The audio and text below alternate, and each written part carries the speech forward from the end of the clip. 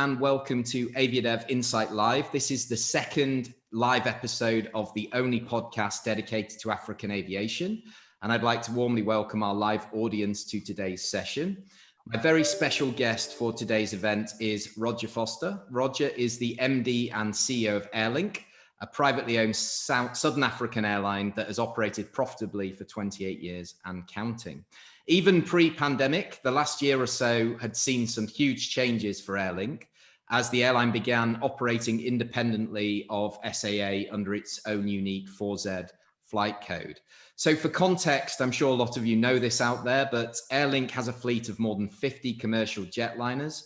They're operated by 450 pilots and cabin crew, of which more than 250 are women.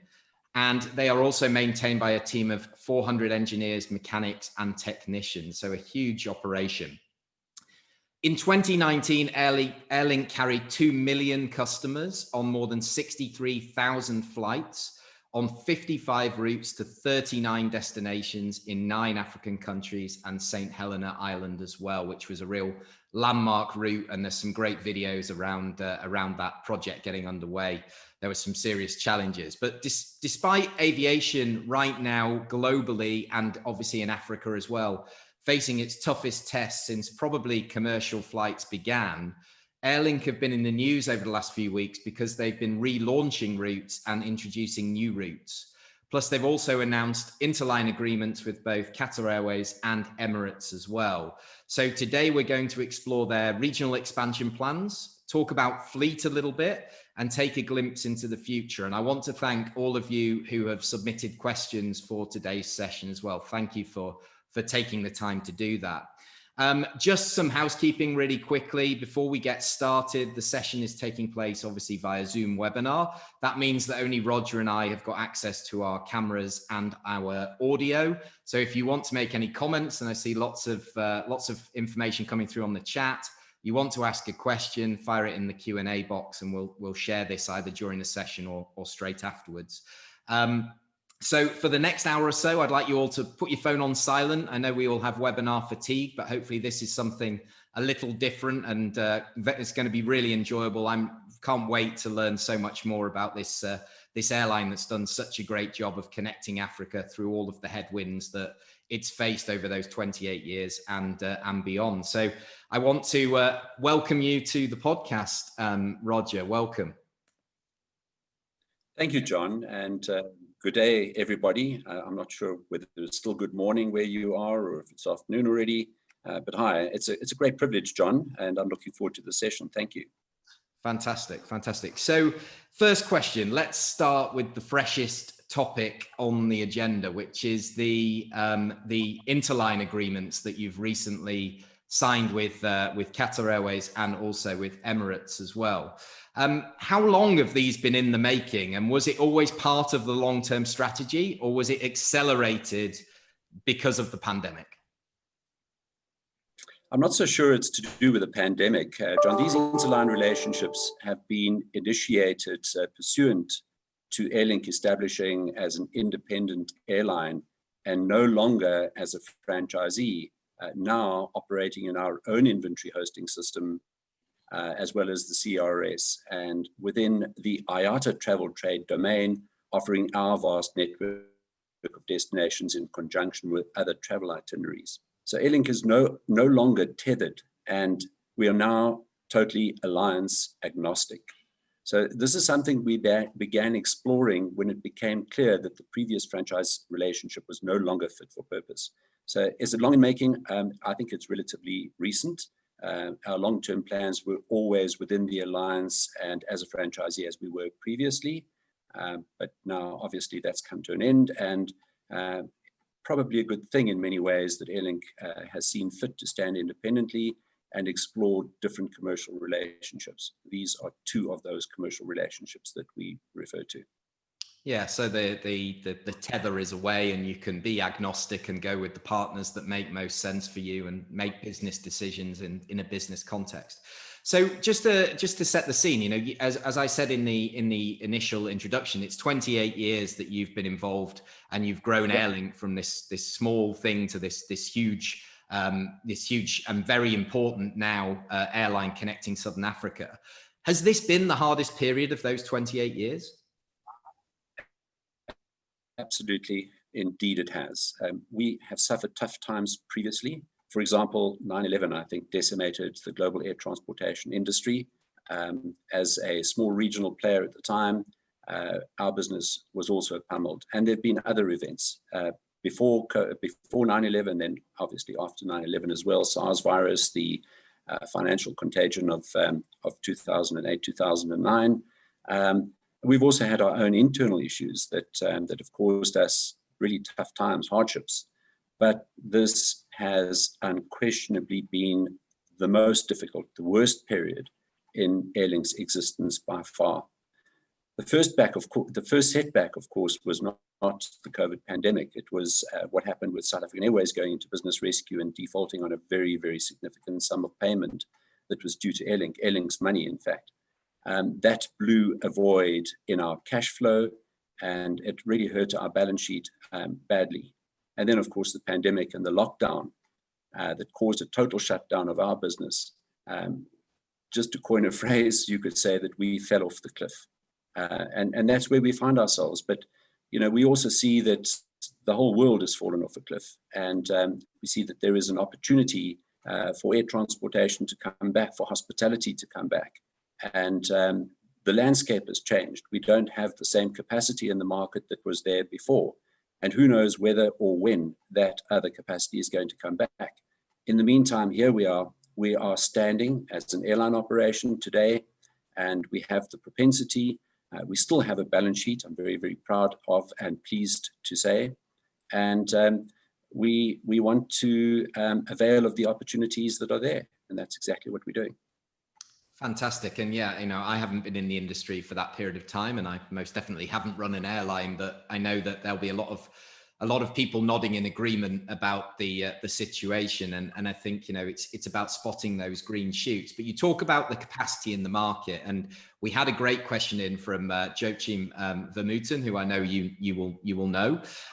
He wanted to ask a question about the business model itself. So his question is, apart from the routes previously operated by Airlink, you've now entered onto main trunk routes as well. So you've diversified a little bit, which were historically operated by 150, 180-seater narrow-body aircraft. So will Airlink maintain operations on those routes when larger aircraft are deployed? Or will Airlink's smaller aircraft actually offer competitive unit cost, load factors to compete head-to-head with these other players? Or is there sort of a threshold of minimum scale of traffic on a route before these larger aircraft can be operated profitably? So it's a long question, but, you know, do you have the right tools for the job, I guess, is the question that Joachim's asking.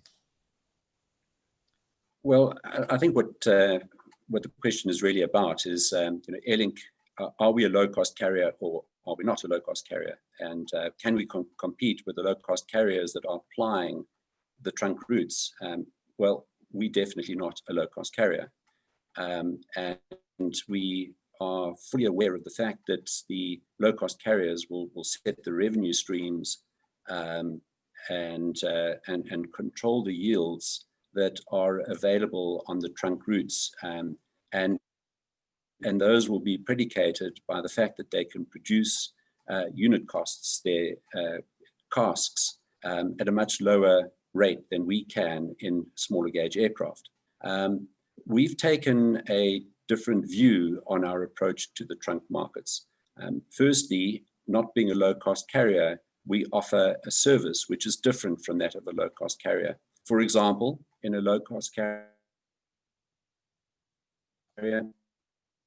189, you have seats 3 abreast. There is a middle seat, and you have seat pitches of down to 28 inches. In our instance, we don't have a middle seat. We have a choice of a window or an aisle, and typically the seat pitch is around 32 inches. So we offer more space, more legroom, more comfort. There is a little bit of individual space. You don't have the elbows of your neighbor on your lap or in your neck.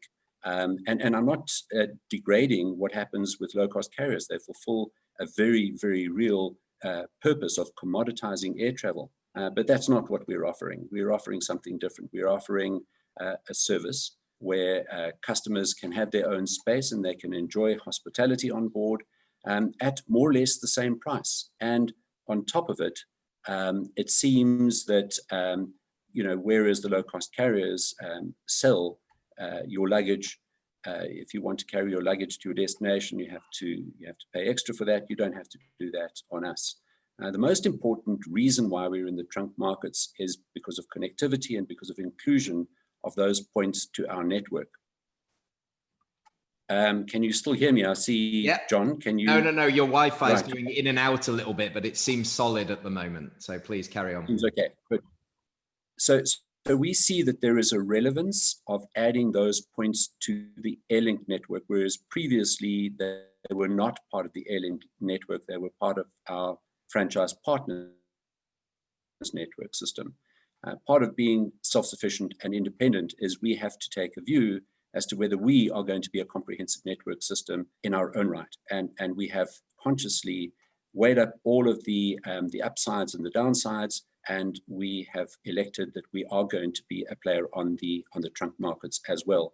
Now, for example, on the Johannesburg Cape Town city pair, which is one of the top 10 city pairs, busy city pairs in the world, Airlink already has a presence of 8 frequencies per day, 8 services in each direction a day. And that, I think, is a prominent presence. We're certainly not a significant shareholder in that market. We are less than a 20% stakeholder in that market as it stands. But we're also offering a different service, a different product. And the most important aspect of the service that we're offering is the connectivity aspect. If you take a look at our network on its own, we can connect Cape Town with 60 other destinations around the sub-region, including places like Harare and Lusaka and Bulawayo and Maputo and Tet and Beira and Pemba and Madagascar and Tananarivo and I won't mention every single name within those 60, otherwise I'll keep us all here all day. But it's the connectivity that is important. And when adding those points, Cape Town, Durban, Port Elizabeth, East London, George, Maputo, Windhoek, and the other points that we previously provided services on, like Harare and Lusaka, but with just much more frequency, we are providing a comprehensive network system, which is also available to our interline partners like Qatar and Emirates and British Airways and United and any others that we enter into in due course. And we have several more that I haven't mentioned that are already signed up, and others that we are in the process of signing up.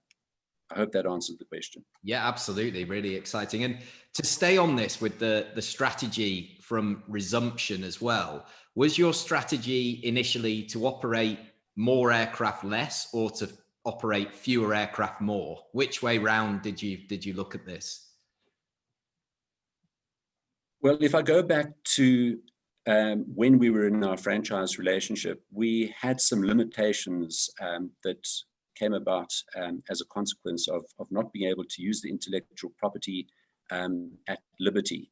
There were always constraints. And the consequence of that constraint, or those constraints, was that we had a fleet of underdeployed assets.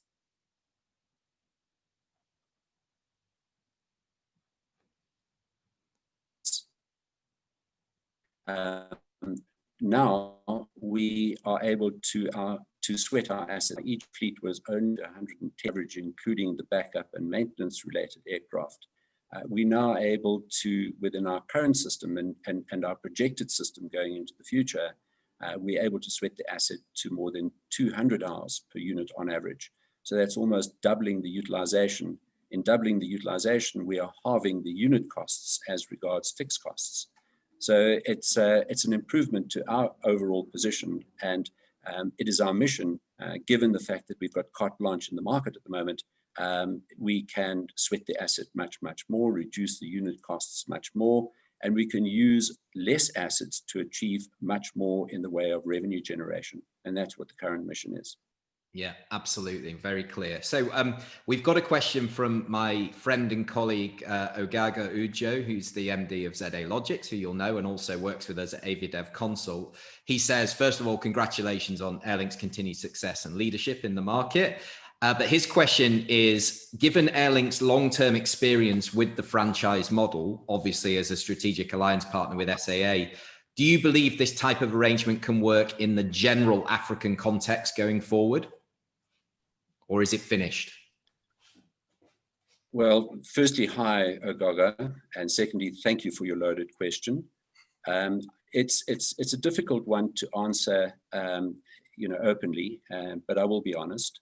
Airlink had been committed to our franchise relationship for over 25 years. We became a loyalty program member in 1995, and we became a franchisee in 1997. So we'd been applying ourselves unequivocally and holistically to that franchise relationship for a very, very long period of time. Now, I mean, from our perspective, we were a dependent on a bigger system. And we had invested in the bigger system, and clearly the bigger system failed us at some point in time. And it goes to the question right now, if we could rewrite the history book, would we be in the franchise? And the answer is categorically yes. It's just very unfortunate from our perspective that the franchisor, our franchise partner, fell on bad times and fell over per se and hurt us in the process of what happened. The franchise model can work, does work, but you need to have a look at the robustness of your franchisor if you're going to be a franchisee and you're going to make a commitment to the marriage of the franchise relationship, as we did. Right now, we have enough remaining strength to stand on our own feet and to continue growing our network, to reinstate the network that was there before, and to expand our network into being a comprehensive network system, which includes destinations where we relied on our franchise partner. That doesn't mean to say we wouldn't re-engage with other partners going into the future. We do intend being a self-sustaining, self-sufficient, independent airline with a comprehensive network system, which in itself will have allure to our potential commercial partners going into the future. And commercial isn't necessarily intended to stop at the word interline. It could go beyond interline into inclusive of code share relationships, where it makes sense to have code share relationships with partners who we know have a robust financial presence, as well as a value system which aligns more accurately with our own. Absolutely, yeah. So kind of a liberating freedom process that you're going through at the moment. And these interlines, yeah, like you say, they could lead to something more, but we'll see how they go. Let's start with the first step. And staying with that change, Joachim, again, we got another question from him, which was just, how did the rebranding to Airlink from the SAA code go for you? Do you feel that passengers are aware of it and they've just, it's been a seamless transition, or were there some challenges with that transition? John, we right at the beginning of the rebranding, the invisible intellectual property is one dimension of it. It's how we look, which is the other dimension. And there's no doubt that the perception amongst the traveling public is an unequivocal, categorical alignment between Airlink and South African Airways. As one of the first steps, I mean, obviously the 4Zulu IATA designator, 749, that's been one of the steps, but that's invisible to the traveling public, really. It's more for the travel trade. The next step is that we've changed our corporate name from SA Airlink Pty Limited to Airlink Pty Limited, not because we want to disassociate ourselves from being a South African entity.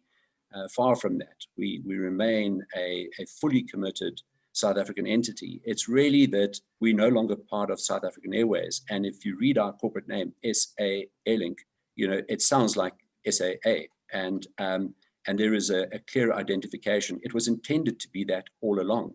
But right now, if we are going to stand truly as an independent, we need to make sure that the subtle ties back to SAA or South African Airways are marginalized or removed in their entirety. And in due course, we will also be changing how we are optically.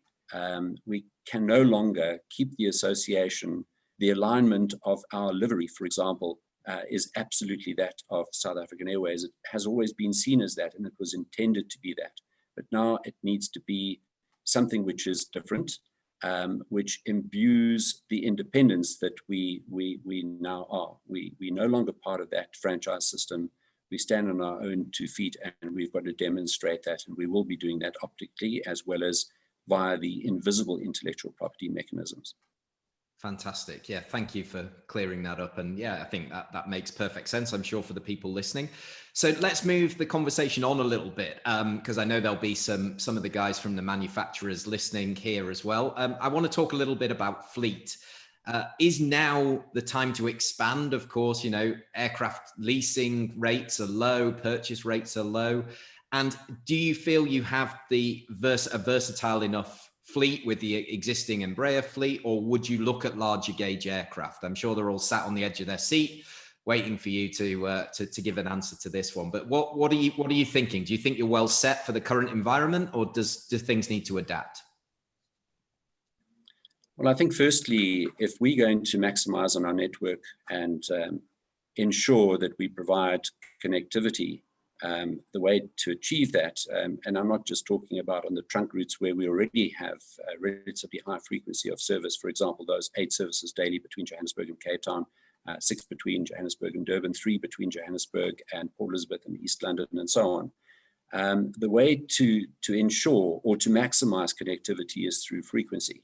And we believe that we have the right vehicle in the form of the Embraer E-Jets to provide the frequency that we desire, and which we believe will make the connectivity, recognizing that the historic wave banks of arrivals and departures in and out of South Africa, specifically Johannesburg, which is the main sub-regional hub, those wave banks, for the time being, as a consequence of the lockdowns around the world that arise from the pandemic, those wave banks have dissipated. They're no longer where they were. It may be that over time, the wave banks naturally reconstitute themselves along the lines of where they were historically. But for the time being, they're not what they were.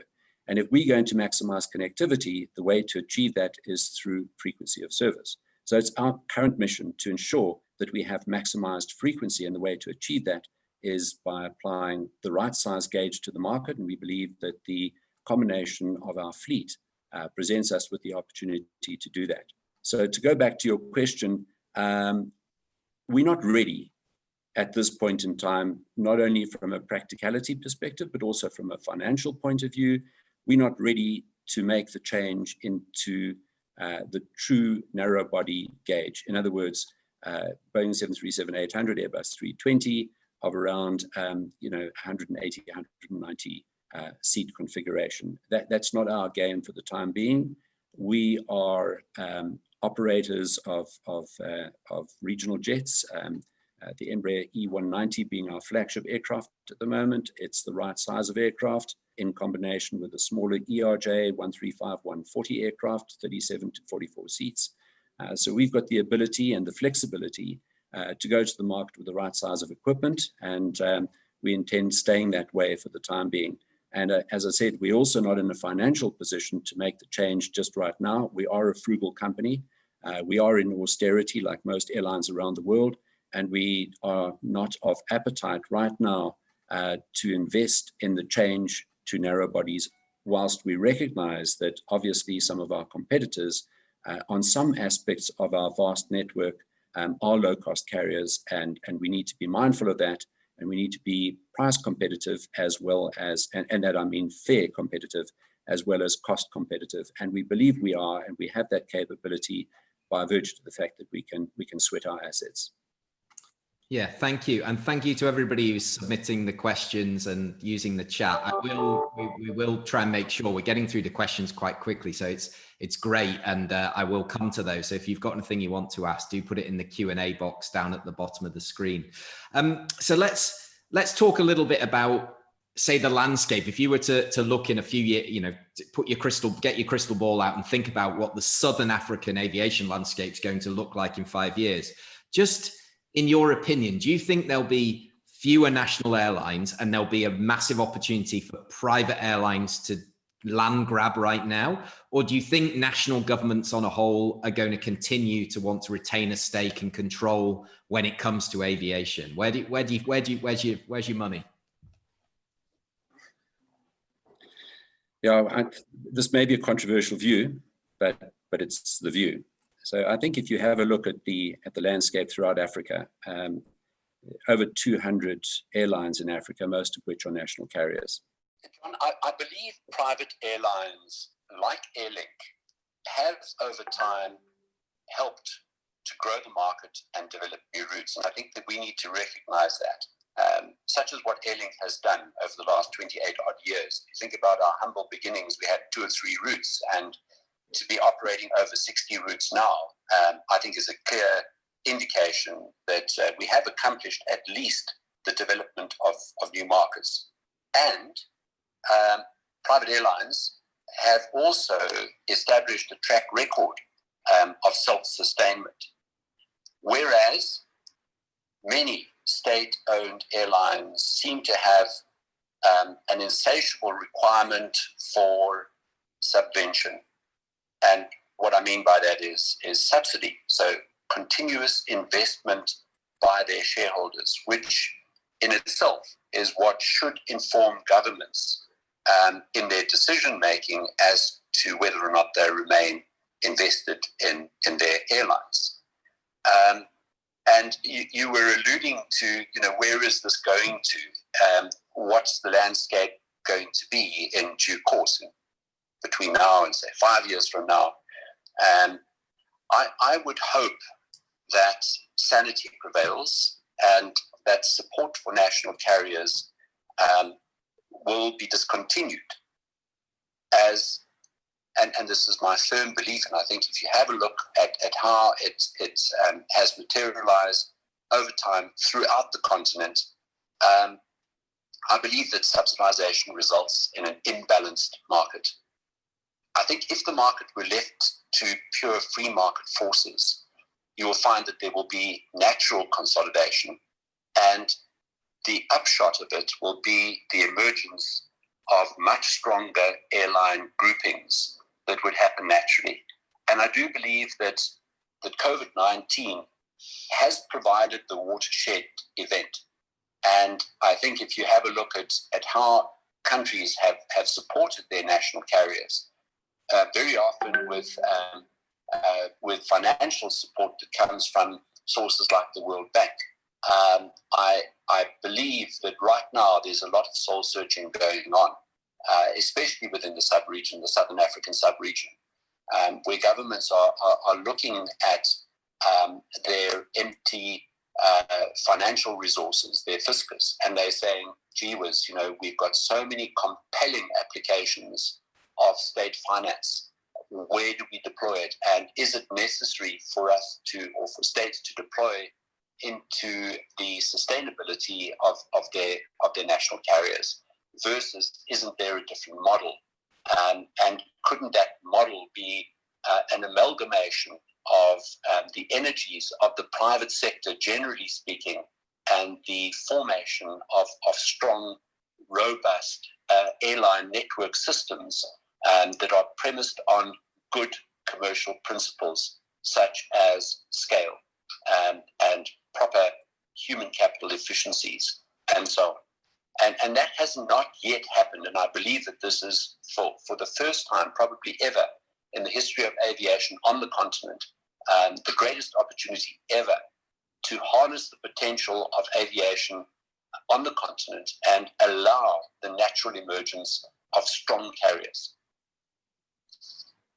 Absolutely, yeah, that's a real exciting sort of proposition. There's a question of what can happen and maybe what will happen. They're the two questions. But as you say, if the coffers are empty and you've got to prioritize healthcare and education, and there just isn't the money for a national airline, then of course you create a more conducive environment for private businesses to exist, because it's a very interesting industry that you've got private players that have to do a return on investment for their shareholders, and like you say, other entities globally as well that are continually subsidized, but they're competing in the same market, and that leads to anti-competitive practices at times. So thank you for that. Now, I wanted to get to a point because I've got some people on the line from both Zimbabwe Civil Aviation Authority, my friends at Ravanala Airports in Madagascar as well.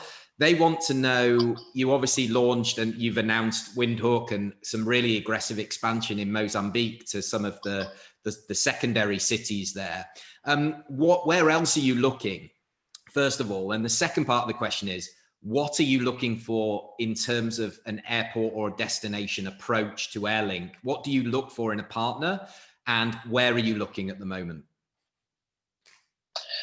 Well, I think firstly, John, just to clarify, you talk about this aggressive expansion in Mozambique, Maputo, and the route Johannesburg-Maputo. Airlink has had a presence in Maputo for a very long period of time, but the route Johannesburg-Maputo is a new point in our network. We did not previously offer services to Maputo. And in that instance, because we understand the market nexus between Maputo and Mozambique and Johannesburg and South Africa, it is our intention that as soon as the regulatory environment allows us to increase our frequency, whereas at the moment we're only on 2 services per week as limited by the Mozambican Authority, and that is, there are 2 services per route per week per country that are permitted at the moment. It is our intention that as soon as that restriction is removed, we will be offering 3 services daily between Johannesburg and Maputo. The other points in Mozambique that Airlink is resuscitating are points that we had previously served. So, for example, Pemba in the north, where there is oil and gas, and there is immense activity at the moment in the form of establishing infrastructure, land-based infrastructure, to support the commercial platforms out at sea. And we have reintroduced services to Pemba, as with Tet, as with Beira, and as with Benin Kolos. And those are not new expansions for Airlink. Those are just the resuscitation of what was there previously. But you also talk about other points, and the other important inclusion in Airlink's network, and this is for us something that we've been pursuing for a very long period of time, and that is Windhoek in Namibia. And again, Airlink is now one of the 3 designated South African carriers. We're extremely proud about that development. And Windhoek is a route where we will be providing at least 3 services per day. And that typically will be the Airlink model. Wherever we go, we need to address as many aspects of the market's requirements as we possibly can, in order to satisfy the needs of our customers. And our customers are diverse. We have business travelers as customers. We also have leisure travelers as customers, as well as visiting friends and relatives. And inevitably, some need to make connections, and we want to make sure that we provide the connectivity as well. And then you asked, so what are the criteria for opening up new markets? Well, right now we have more new markets that are within our plans and are absolutely on our radar screen. And typically it's why people move between 2 points. There's normally a leisure destination, or there is a business reason why, as in the case of Pemba in northern Mozambique, or Tet, which is coalfields. There's always a reason why, and what we try and do is establish the purpose of travel and look at the size of the market scientifically, and I think that information is always available in data form, and then we identify the need and go to providing capacity in accordance with what the market requires, which is just really simple economics. And there are many new routes, some which were previously operated and have not been operated either for some time or just as of late. and some of those routes are going to be included in the Airlink network in due course. Yeah, fantastic. I mean, obviously at AviaDev, what we're about is we're the biggest route development platform. So, the destinations have to work harder than ever now to to attract airlines either back or airlines to their destination. So they do their own business cases, and it's obviously garnering that support from the stakeholders that we've seen, obviously, at previous hosts like Cape Town do that very well. And of course, that's the process that's happening over there in Madagascar as well. And the guys over there are doing a great job. So let's move. I've got a couple of questions. So if we can sort of fire through these. I've got a great question from Oliver Clark, former colleague of mine from Air Finance Journal. He asks, obviously, a finance-based question. So are you seeking to raise more financing to shore up your liquidity amid the crisis? If so, is this via debt or sale and leaseback or an equity injection? Is there anything happening? John, thank you. Finance questions are always very interesting, and a lot of airlines around the world are struggling, and I think that it would be open and honest to admit that Airlink also has its issues. And especially after what happened with the business rescue process and SAA's default on a very significant amount of money that was Airlink's money. But I'm very proud and very pleased to say that as we speak, Airlink is solvent. We have positive net assets, which speaks volumes to our frugality throughout our history. We've always nurtured our balance sheet, which I think is very, very important, and we've made sure that we've grown equity year on year, and we've also maintained our financial covenants and strict financial covenants. So the impact of that massive default blew a hole in our balance sheet, but it did not decimate the balance sheet. So as we speak, Airlink remains solvent. And then as regards liquidity, we are in a fortunate situation where firstly, we were able to dispose of certain of Airlink's obsolete aircraft assets prior to COVID-19. And we are in the final stages right now of delivering those assets which have been sold. They're the Avro RJ85 assets, and that is providing us with some liquidity. In addition, we've been able to restructure some of our debt and our lease agreements, and in doing so, we have been able to reverse the balance sheet provisions that resulted from the International Accounting Standard IFRS 16, which also compromised our balance sheet in the history, and some of those compromises have turned out to be no longer relevant, and we've been able to reverse those. And in addition, our shareholders stand behind the company and have in place a liquidity facility in the form of a convertible debt instrument to equity. As it stands at the moment, we have not had to use that facility. And in addition to that, one of our long-standing lenders has in place, and we are in the process of finalizing the last documentation relating to it, a further working capital facility. And again, as we speak, we have not had to tap into any of those liquidity facilities. We are still making use of Airlink's existing and pre-COVID facilities, which we have not had to tap into, none of which are debt related. I'm very, very proud to say. Great. So you've been saving for that rainy day, and that rainy day has come, and unfortunately you've been able to weather that storm. So that's great. I hope I answered your question, Oliver. And John, if I can perhaps add to it, bear in mind, we may have fallen off the cliff as an industry at the global level. Climbing out of the hole is going to take very significant investment. This is not about fly your aircraft and generate revenue. This is about, you have to rebuild markets basically from first principles again, and that is going to be investment hungry. And we are prepared for that. The liquidity and working capital facilities that we've put in place are about how long is it going to take to crawl out of that deep, dark hole. Yes, yes, absolutely, and that's a big question that we talk about on a regular basis. So I want to come to another question from my good friend Aaron Munyetzi, who you'll know, formerly obviously of SAA. He says, "Well done, Rodger, going into the interline agreements with Emirates and Qatar is a great move. Would you look at African partners, and is that on the agenda, and any conversations ongoing?"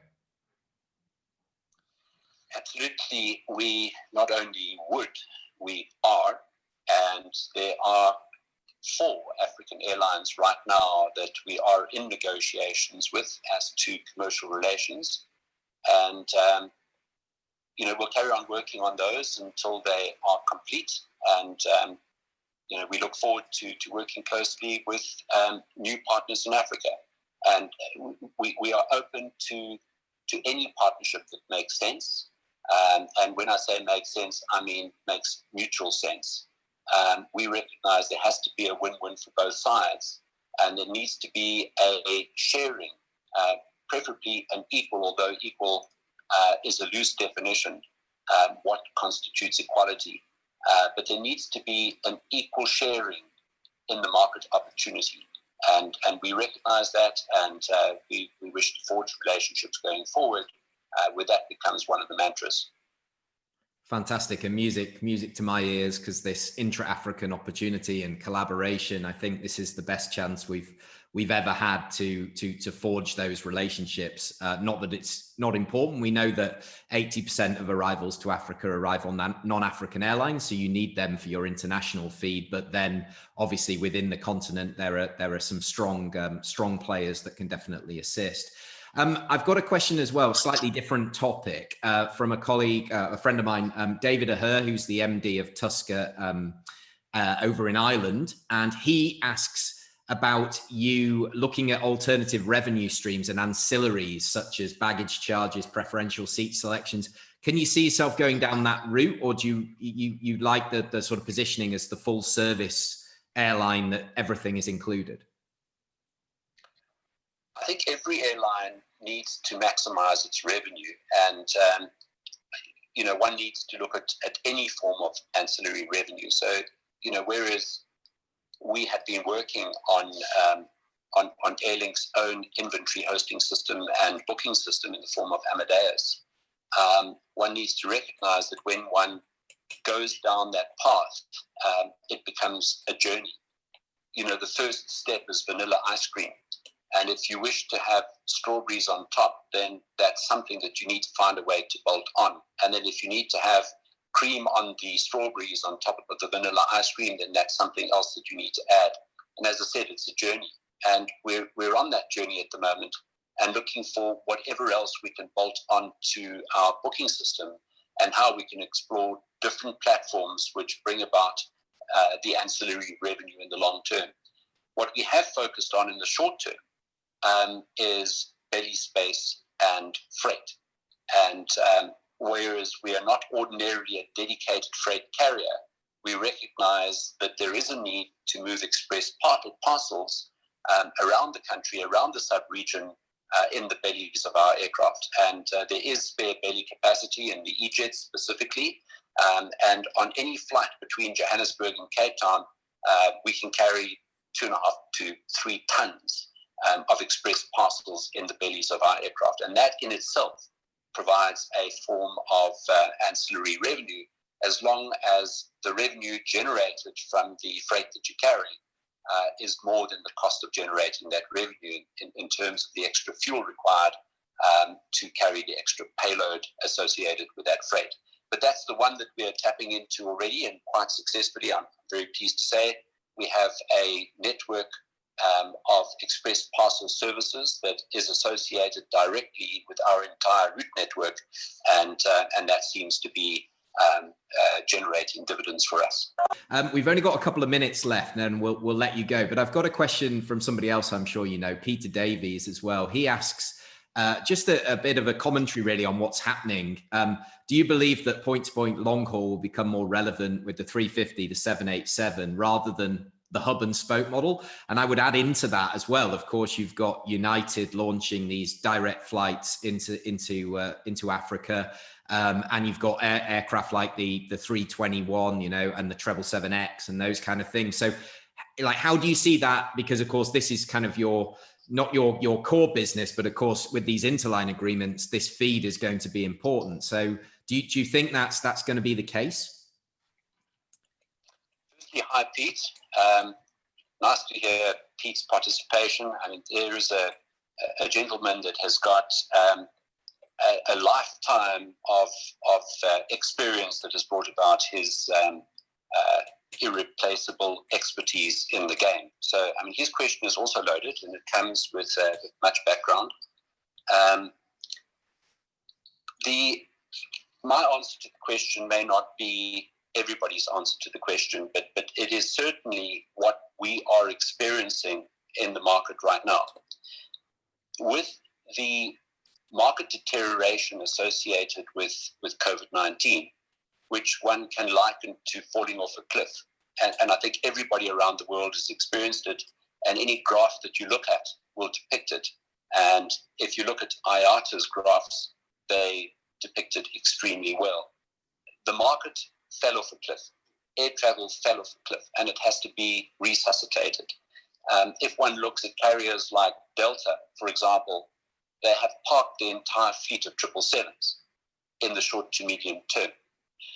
Now, other carriers, and I'm not going to mention names because that would be probably anti-competitive or unfair for me to do that, have already reinitiated their services from their hub to a spoke tip in Africa, which is de facto a smaller economy and a smaller community.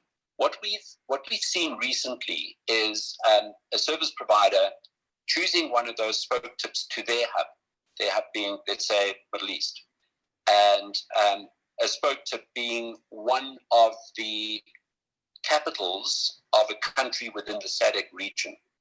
They recently rekindled their services, and they were carrying 30 passengers between their Middle Eastern hub to that spoke tip. And that lasted about a week.